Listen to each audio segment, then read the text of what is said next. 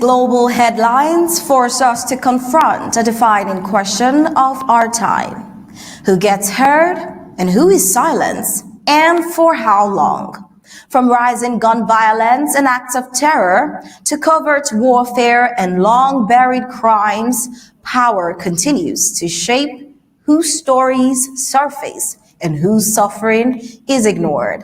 As institutions struggle with credibility and accountability, unexpected voices are stepping into the vacuum. The partial release of files linked to Jeffrey Epstein reminds the world how warnings from survivors can be dismissed for decades when influence and privilege intervene. Yet in contrast, cultural figures with massive platforms are increasingly choosing to speak, not just on entertainment stages, but in political and moral arenas. Now, what does it mean when a global music icon amplifies issues that governments have failed to center? And in an era of information overload, does visibility now matter more than authority? Well, this and more we'll get in the full briefings on today's Flash News. Do stay with us.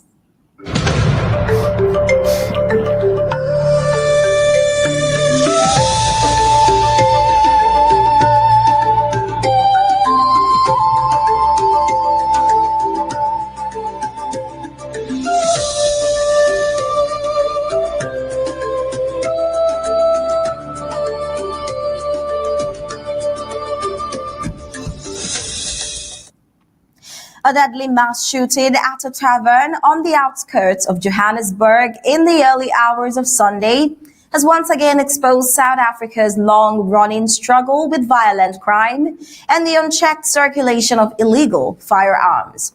Police confirmed that at least 9 people were killed when unidentified gunmen stormed the establishment and opened fire on patrons who were gathered inside. Many of them socializing late into the night. Several others were injured, some critically ill, and as chaos and panic unfold in what should have been a place of communal relaxation. Authorities say the attackers fled before officers arrived and no arrests have been made yet, or at least announced yet. While investigators are still working to establish the motive, mass shootings in taverns have become a recurring and deeply troubling pattern in South Africa, often linked to gang activity, territorial disputes, or revenge attacks. These venues, particularly in townships and peri-urban areas, are frequently targeted because of their accessibility and the concentration of people in confined spaces. The incident has reignited national debate over gun control enforcement, policing capacity, and the socio-economic pressures that continue to fuel violent crime. Despite existing firearm legislation, illegal weapons remain widely available, and communities increasingly find themselves trapped between criminal networks and overstretched security services. Now, how many more communities must be devastated before meaningful intervention takes place? And can public confidence in safety ever be restored when such attacks recur with alarming regularities?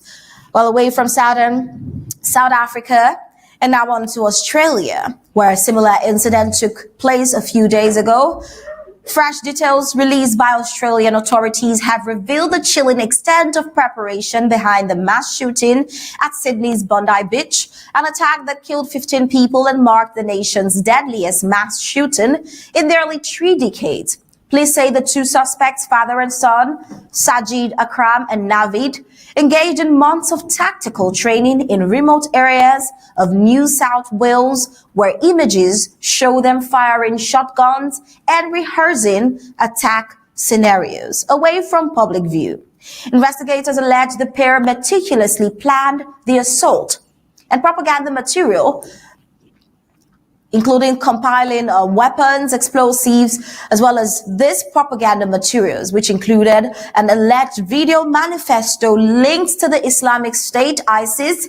Among the items recovered at the scene were undetonated explosive devices, including what police described as a tennis ball bomb. raising fears that the death toll could have been significantly higher.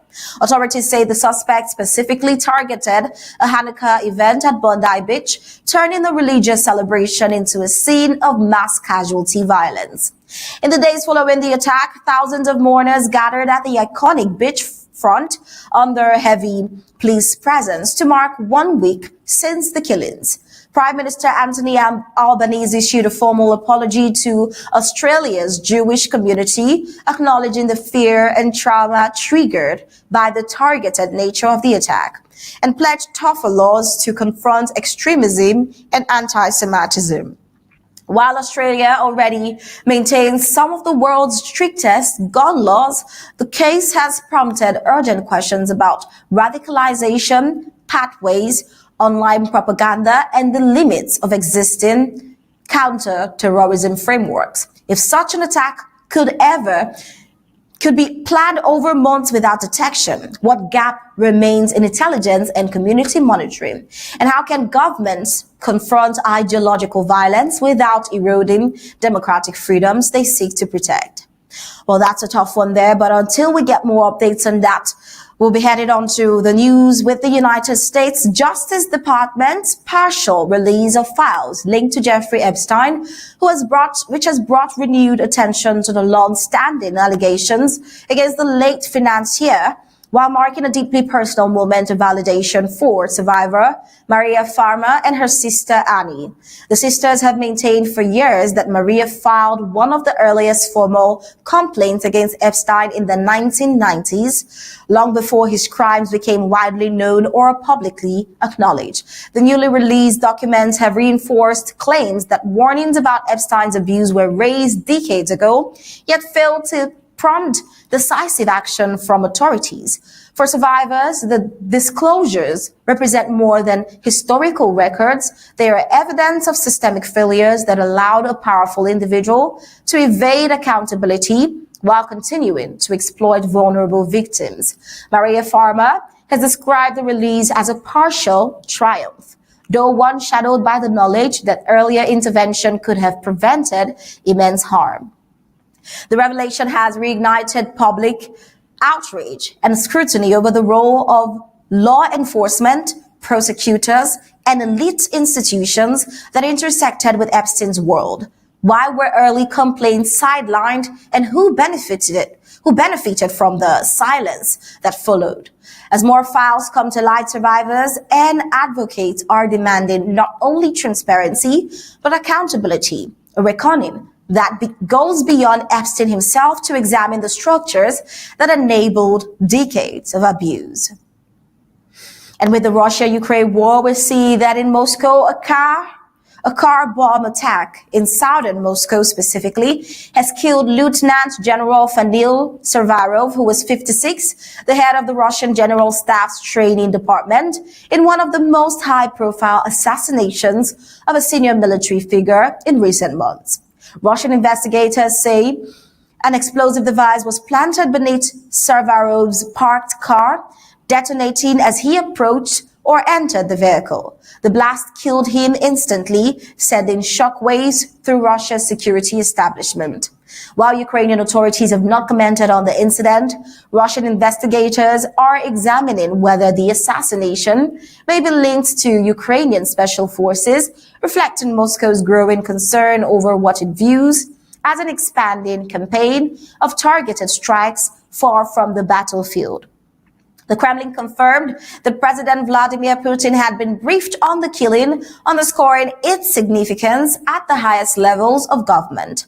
The timing of the attack has added to its geopolitical weight, coming just hours after Russian and Ukrainian delegations held separate talks in Miami focused on potential pathways towards ending the war. The killing threatens to complicate already fragile diplomatic efforts, raising fears that covert operations and retaliatory actions could further undermine prospects for negotiation. Now, does this assassination mark a new phase in the conflict where senior figures are no longer beyond reach? And can diplomacy survive when violence continues to intrude even as talks are on the way. That is a very big question for concern with the Russia-Ukraine war. But then we see that with celebrities, they're starting to have another sense of power away from entertainment stage. Rapper Nicki Minaj made a highly visible political appearance as a special guest at the Turning Point USA's America Fest conference, where she held a public conversation with the organization's CEO, Erica Kirk. During the exchange, Nicki Minaj spoke favorably about the Trump administration, a moment that immediately drew attention given her global influence and historically limited engagement in partisan U.S. politics. I have the utmost respect and admiration for our president.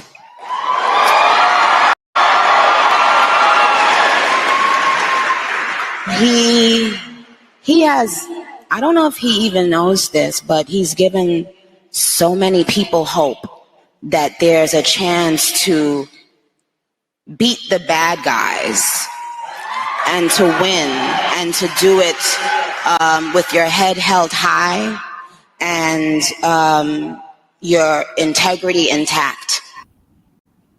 Oh, well, the appearance marked another step in what observers describe as her gradual but deliberate move into political discourse.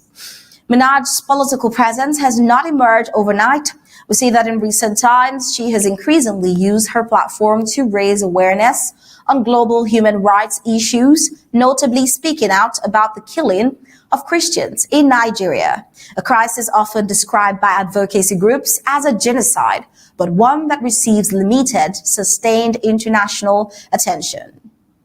It is an honor to stand on this stage with you and the other distinguished speakers here today to shine a spotlight on the deadly threat faced by thousands of Christians in Nigeria.